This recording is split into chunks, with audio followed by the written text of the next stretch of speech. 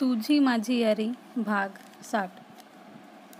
तर मित्र आणि मैत्रिणींनो, तुम्ही जर आमच्या चॅनलवर नवीन असाल तर चॅनलला सबस्क्राईब करा आणि बेल आयकॉन प्रेस करा. मागील भागात आभा केव्हाची तरी सावीच्याच रूममध्ये होती. तिला वेळच मिळाली नाही स्वतःच्या रूममध्ये जाण्याची. तिने नोकराला फक्त सामान नेऊन ठेवायला सांगितले होते, पण जेव्हा ती त्या रूमला बघते ती शॉक होते. ऋषी तिला खाली उतरवतो आणि म्हणतो, तर आभा पवार, कसा वाटला तुला हा रूम? आभा त्या रूमला सर्वत्र बघते. जिथं तिथं आभाचेच क्यूट फोटोज लावलेले होते आणि तिचे आवडते काही टेडी बिअर आणि LED लाईटने तिचा रूम डेकोरेट केला होता.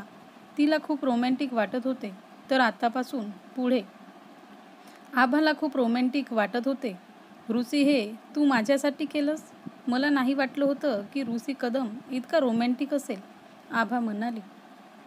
ऋषीच्या छातीशी ती आपला डोका ठेवते आणि ऋषी तिचे रोमॅन्टिक बोलणे ऐकून तिला स्वतःपासून दूर करत बोलतो, काय म्हटली तू?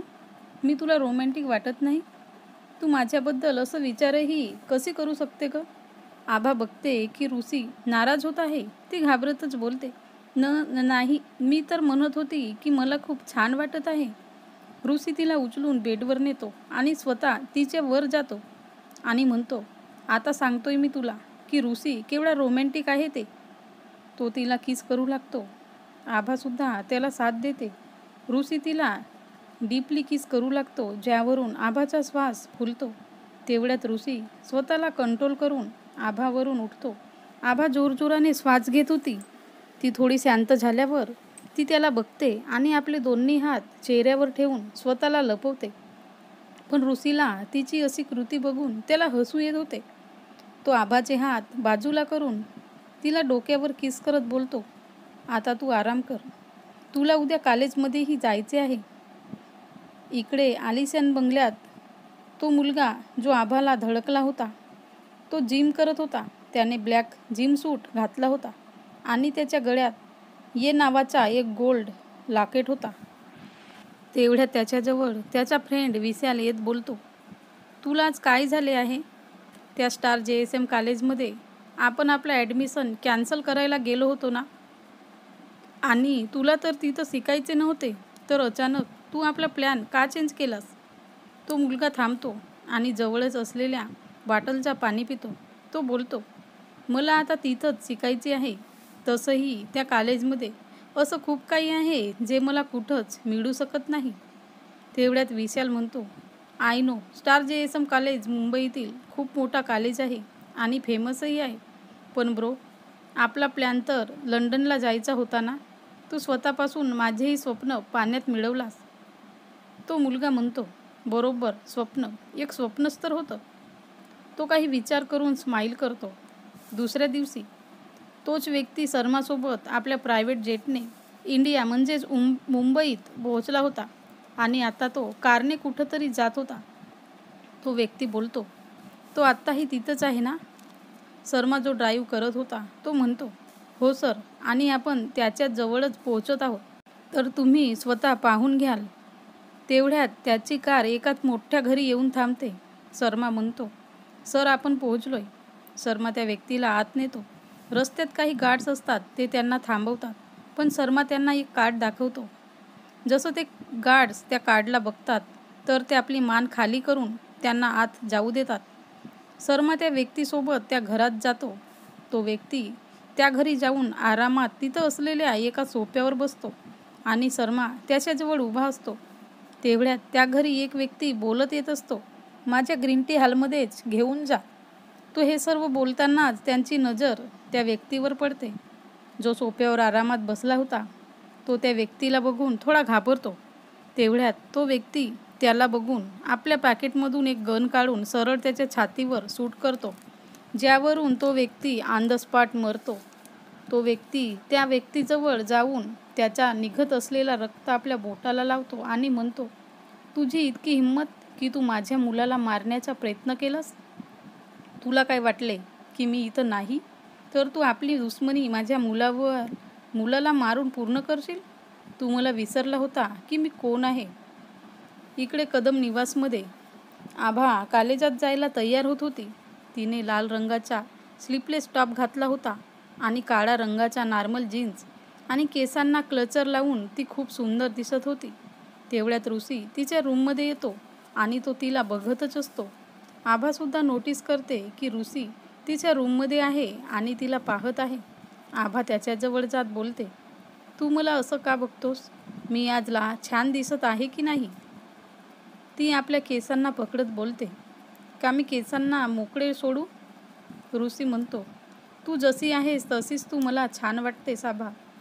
आभा म्हणते, ते तर मला चांगल्याने माहिती आहे, पण ऋषी तुझ्या व्यतिरिक्तही कॉलेजमध्ये सर्व मला बघतात आणि मी चांगली नाही दिसेन तर सर्व माझा मजाक उडवतील.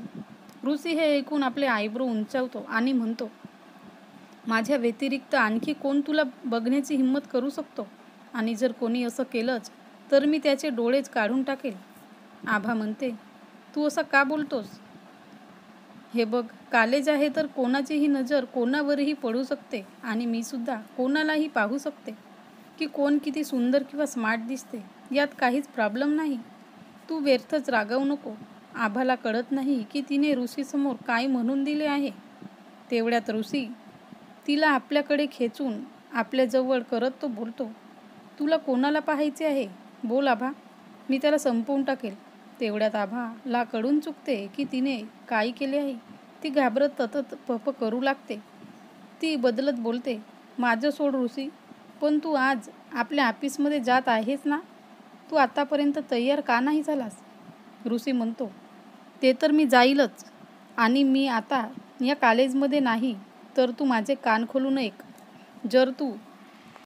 जर तू कोणत्याही मुलाशी बोलली किंवा कोणत्याही मुलाच्या आसपासही दिसली तर तुला माहीतच आहे की मी काय करू शकतो. आभा तर काहीच बोलत नाही ती त्याच्यापासून दूर जाऊ शकत होती कारण ऋषीने तिला पकडून ठेवले होते. तेवढ्यात सावी तिला आवाज देते. ती तिला कॉलेजमध्ये जायला बोलावत होती. ऋषी सावीचा आवाज ऐकून आभाला पटकन सोडतो. आभाही पटकन त्या रूममधून निघते आणि सावीसोबत जायला तयार होते. पण तेवढ्यात ऋषी तिला वॉर्निंग देतो की त्याने जे म्हटले ते तिला आठवण राहील. आभाला हे ऐकून तर आणखीनच घाम फुटतो. एक घर जो छोटासा होता पण खूप सुंदर होता, जो की बाहेरून सुंदर दिसत होता आणि आतमधून खूपच जुना. तिथं आत्ताही काही जुनी फोटोज आणि काही जुना सामान होता ज्यावर थोडी धूळ लागलेली होती. त्या घरी तोच व्यक्ती आला होता आणि तो त्या घराला पाहून आपली जुनी जिंदगी आठवत होता की तो त्याच्या घरी त्याच्या पत्नीला कशा प्रकारे भेटायला येत होता आणि तिच्यासोबत कितीतरी गोष्टी करत होता. मग तो स्वतःशीच बोलतो, हा घर तुझाच आहे आणि नेहमीसाठी तुझाच राहील. मी आज त्या माणसाला मारून टाकले आहे ज्याने तुझ्या ह्या घराला तोडायचा प्रयत्न केला होता. त्यानेच आपल्या मुलाला मारण्याचा सुद्धा प्रयत्न केला. आजच्या नंतर कोणीच असा व्यक्ती उरला नाही जो आपल्या फॅमिलीला घाव देऊ शकेल आणि कोणी जर असं केलंच तर मी त्याला ह्या दुनियेत राहू देणार नाही. तेवढ्यात शर्मा येतो. तो म्हणतो, सर तुम्ही जे म्हटलं होतं ते काम झालंय. आता हा घर तुमच्या मुलाच्या नावावर आहे. तो व्यक्ती म्हणतो, तुला माहिती आहे का साहबजादा आता कुठं आहे? शर्मा म्हणतो, सर तो कदाचित आपल्या बिझनेसला सांभाळत आहे. मी म्हटलं होतो की तुमचा त्याने बिझनेस सांभाळावा पण त्याने काही ऐकले नाही. पण त्यांनी एक डील आपल्या कंपनीशी केलं आहे. तो व्यक्ती हसत बोलतो, बिलकुल माझ्यासारखाच आहे जिद्दी. मला त्याला बघायची आहे. चल घरी जाऊया. JSM कॉलेजमध्ये ऋतिक आज कॉलेज स्टुडंट नाही, उलट तो एक चेअरमॅन बनून आला होता. तो ह्या कॉलेजचा चेअरमॅन झाला होता. त्याला आज खूप चांगले वाटत होते. प्रत्येकजण त्याला ग्रीट करत होते. तो चेअरमॅनच्या केबिनमध्ये येऊन बसतो आणि मग कॉलेजची पूर्ण ॲक्टिव्हिटी बघायला लागतो. असंच तो कॉलेजचा प्रत्येक काम चेक करत होता. तेवढ्यात त्याला रोहनचा कॉल येतो. रोहन म्हणतो, आता तू त्या कॉलेजचा चेअरमॅन आहेस तर प्लीज आता थोडा सिरियस बनून काम कर, ओके? ऋतिक म्हणतो, मी ऋतिक आहे. मला माहिती आहे मला काय करायचे आहे आणि काय नाही. समजलं तुला? मला तुझ्या ॲडवाईसची काहीच गरज नाही. तू आपला बिझनेस सांभाळ, ओके? ऋतिक त्याच्यावर चिडतो. रोहन त्याच्यावर हसत बोलतो, ठीक आहे बाबा, तसं तू सावीला म्हटलंस की नाही की तू तिला पसंत करतोस? ऋतिकला हे ऐकून झटकाच लागतो. तो म्हणतो, तुला कसं माहिती की मी सावीला म्हणणारच होतो, पण तू मध्ये आलास. रोहन त्याला मध्येच अडवत बोलतो, मी तुला बालपणापासून ओळखते की तुला काय पसंत आहे आणि काय नाही, आणि तुझे डोळे ते मला सर्व सांगतात की तू सावीला किती पसंत करतोस. तसं ऋषीला माहिती नाही आहे ही गोष्ट, असं म्हणून रोहन शांत होतो. ऋतिक म्हणतो, तुला म्हणायचे काय आहे की मी ऋषीला घाबरतो? ऋषीही आम्हाला प्रेम करतो ना, तर त्याला माझ्या प्रेम करण्यापासून काय प्रॉब्लेम होईल? ऋतिक त्याला जल्दीमध्ये बोलतो. रोहन म्हणतो, सावी ऋषीची बहीण आहे आणि तुला माहिती आहे ऋषी सावीसाठी खूप सिरियस आहे. मग ऋतिक म्हणतो, तुला हे सर्व बोलून मला कमजोर करायचे आहे की काय? आणि तुला सावीला माझ्या लाईफमधून बाहेर करायचे आहे. कदाचित तू सावीला पसंत तर करत नाही ना? तू माझ्या सावीपासून दूर राहा, समजलं तुला? मी सावीला खूप प्रेम करतो. रोहन त्याचे ऐकून शॉक्ड होत बोलतो, ओय, सावी माझ्या बहिणीसारखी आहे. तू हे काय बोलतोस? बस आता काय? ऋतिकला हे ऐकून सुकून मिळतो. तो थँक्यू म्हणून कॉल कट करतो. तर मित्रांनी मैत्रिणींनो, हा भाग कसा वाटला कमेंटमध्ये सांगा आणि लाईक शेअर करा.